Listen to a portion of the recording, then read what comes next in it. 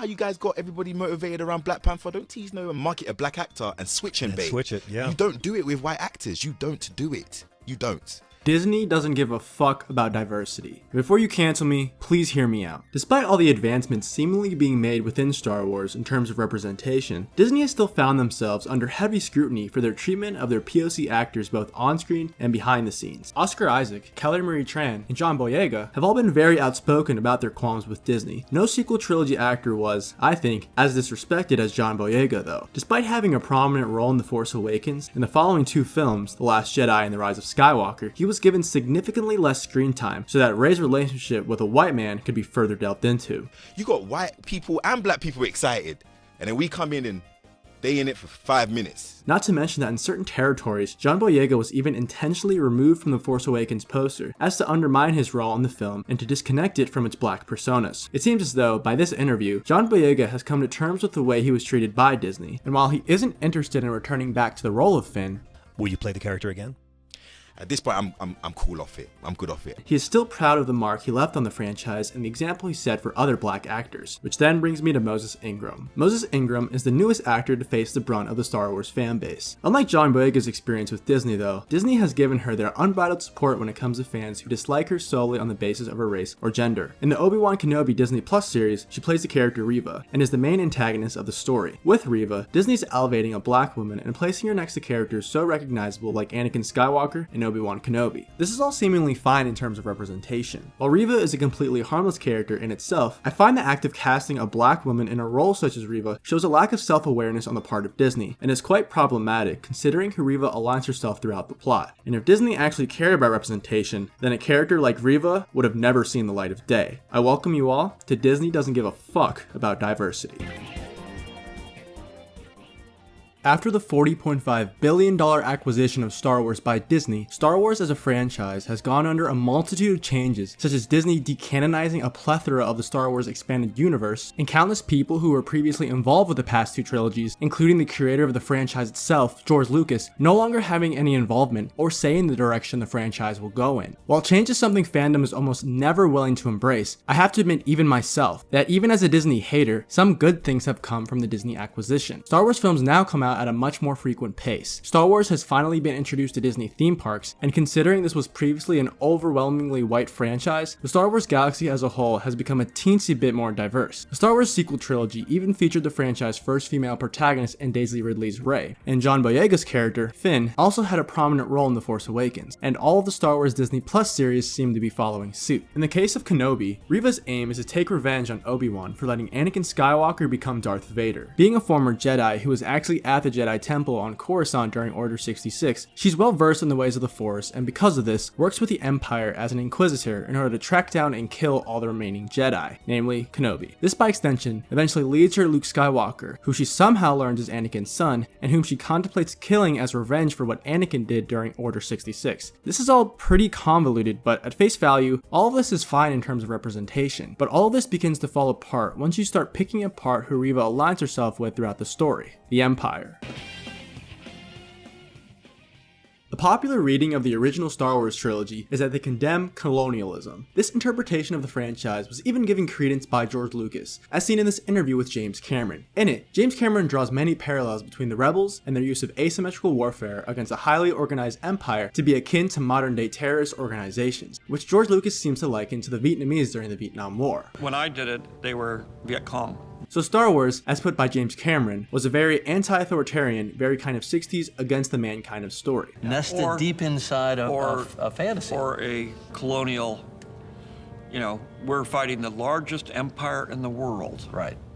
And we're just a bunch of hayseeds in coonskin hats that don't know nothing. George Lucas then goes on talking about how many times throughout history, those that are oppressed have been able to rise up and defeat the big, highly technical empire. The irony of that one is in both of those, the little guys won. Right. And the big, highly technical, Empire, the English Empire, right? English Empire, the American Empire, Yep. lost. Yeah. And then George Lucas concludes this bit of discussion with this. People around It the was world. the Empire during the Vietnam War. The reason I'm showing you all this is it goes to show that modern day events at the time and history all informed how George Lucas created the original trilogy. Besides this interview though, there are actually many examples within Star Wars of the Empire that could be perceived as parallels to American or British imperialism. Within the context of Star Wars, the Galactic Empire is a tyrannical force ruled by a dictator, Darth Sidious, that imposes its will throughout neighboring systems under the guise that they are maintaining peace and order in the galaxy. I have brought peace, freedom, justice, and security to my new empire.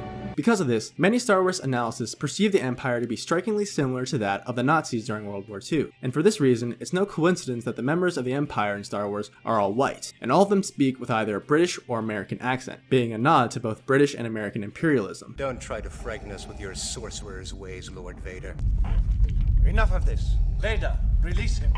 Palpatine and Darth Vader are also white, with the latter for many years having been deemed by the fanbase to be Space Hitler. The Empire as an entity has always been shown to be completely irredeemable, committing such atrocities such as blowing up the entirety of the planet Alderaan, and in the Star Wars Rebels TV show, the Empire were even responsible for the forced enslavement of the Wookiees and even the complete genocide against the Geonosians. Both of these events hold strong similarities to events in our real world, such as the American enslavement of African people and the genocide of Native Americans by European settlers. The Empire also, at least in the original George Lucas canon, also purposely does not enlist or hire members of alien species, speaking towards the blatant xenophobia and racism expressed by both Nazis and Americans throughout history. This is all to say that the Empire, as created by George Lucas, had inherent racialized dynamics, considering its ties to colonialism that have been lost or perhaps ignored by Star Wars' new owner, Disney. This all being said, I find it jarring that Disney would feel comfortable casting a woman of color in a role like this, considering the Empire is supposed to represent a tyrannical colonial power, which of whom was only previously depicted to comprise of white people. Why would Disney associate people from marginalized groups with the likes of the Empire? I understand that within Star Wars, the concept of race really isn't at play. None of the characters are conscious of anyone else's race or even their own. The only parallel towards racism within Star Wars would be certain characters' treatment of those of another species, such as how the Empire didn't enlist Nemoidians, Wookiees, or Gungans, and how many characters seem to discriminate against droids. Hey,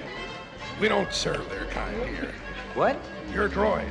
They'll have to wait outside. We don't want them here. It seems as though, when casting for Reva, Disney took the colorblind approach and didn't think the actress's race was relevant when it came to portraying her, when, in the context of Star Wars, it most definitely is. Since Star Wars is so informed by our real-world history, the fact that the Empire takes most of its influence from Western colonial powers, it makes no sense for Reva to be portrayed by a black woman. Historically, black women have never been the oppressors, so it makes no sense for Reva to align herself with an entity that is oppressing the Star Wars galaxy.